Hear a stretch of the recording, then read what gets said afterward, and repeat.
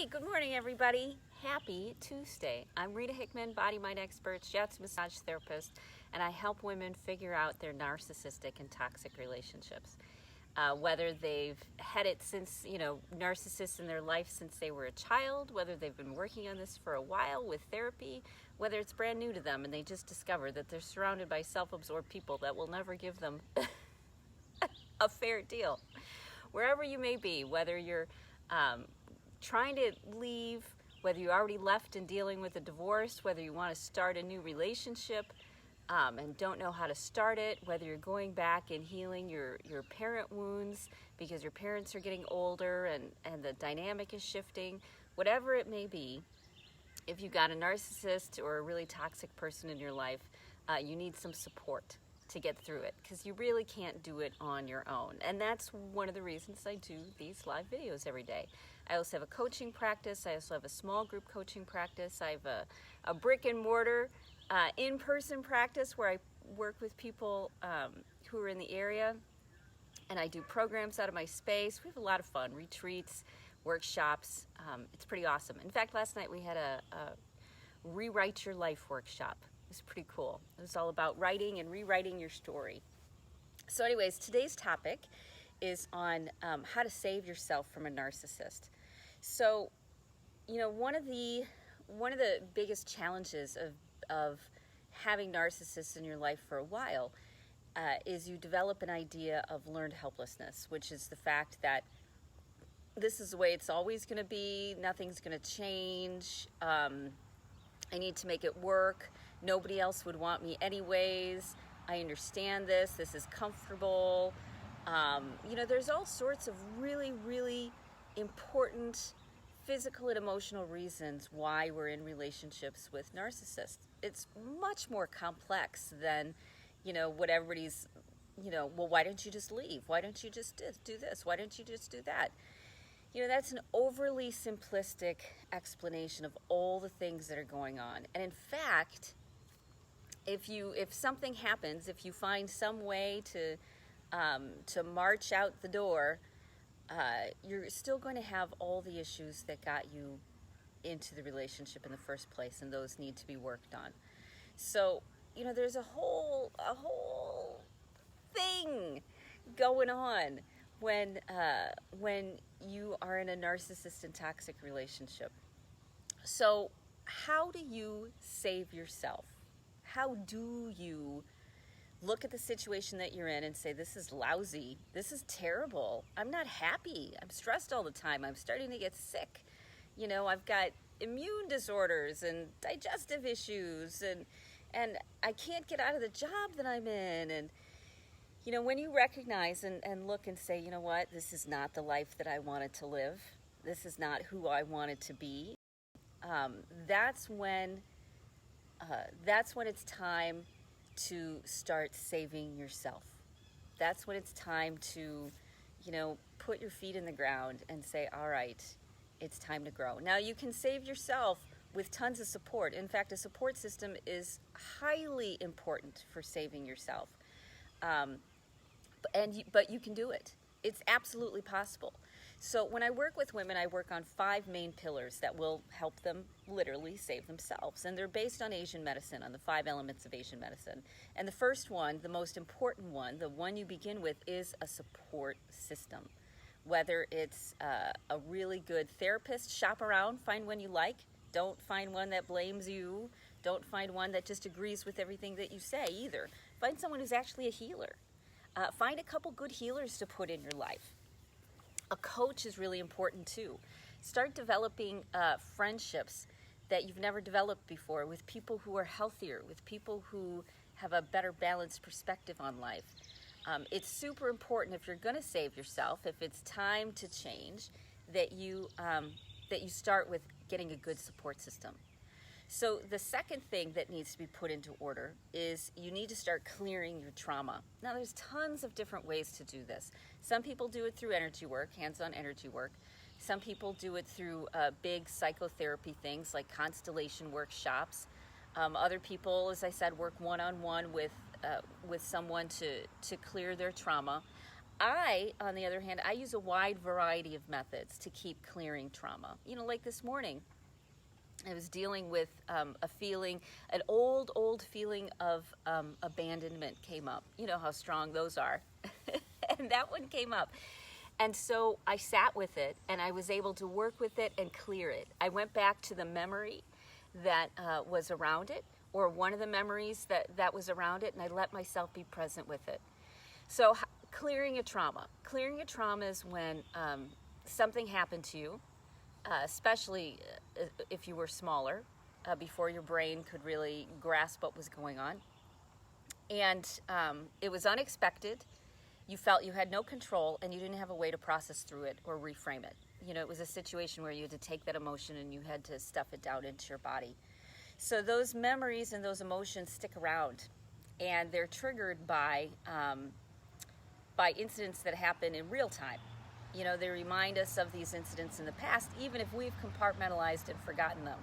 That's actually one of the reasons why it can be good to be in a relationship for a while with a narcissist, because they will trigger all of your deep wounds, giving you an opportunity to heal them. So clearing a trauma means that you're able to access it, like I did this morning.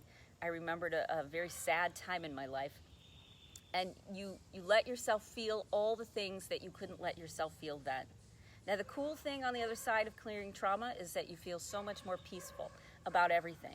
So things don't trigger you, you don't overreact, your whole inner world starts to dial down, and you're able to be more present and not be so upset. So clearing trauma is a really important piece. A third piece is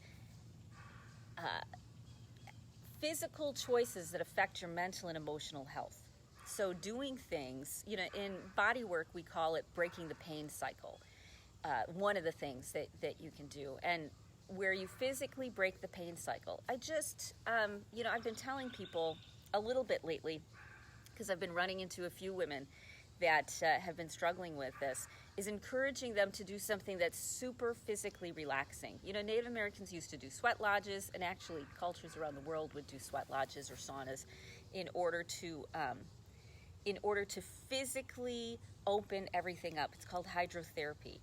So it could be a sweat lodge, it could be a bath, it could be a whirlpool, it could be doing something very physical like outside in the trees, or hiking or gardening, where you wear yourself out, where you physically get your body very, very, very relaxed. That's why spas have been around for tens of thousands of years, because it's a way for the body to physically relax. And when your body physically relaxes, it's able to get the things that it needs.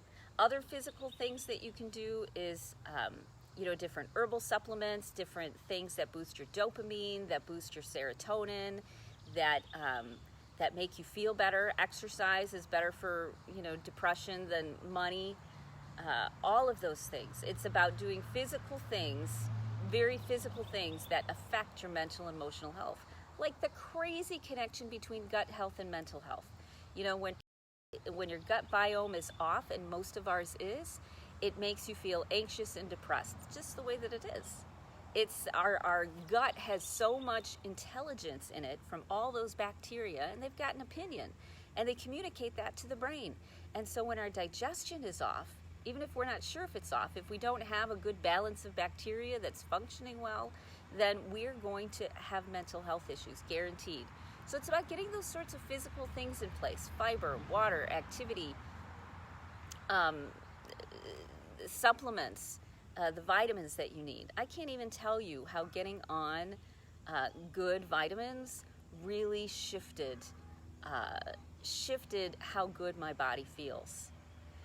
So the fourth pillar is where you develop healthy habits, things that you do every day. One of my healthy habits is I have a glass of water right before I go to bed, and a glass of water first thing that I wake up. And that gets me hydrated enough to deal with the evening, so that I wake up in a much better space. Habits like that, or habits like taking my vitamins, or habits like taking time to clear my emotions every day. Healthy healing habits where you meditate, where you sit outside, where you do something that makes you feel good.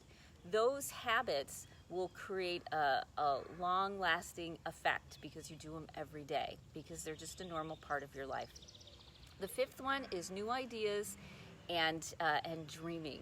It's about developing new thoughts, reading new books, watching new videos, stuff that gets you thinking in a very healthy, wonderful way. So I like to use the I Ching a lot. The I Ching is the divination for Asia, it's Asian divination. And what I like about it is it's based pretty much on, Confucius used the I Ching. It's a philosophy of peacefulness. It's all those philosophies that you hear about in jiu-jitsu and in karate and in taekwondo.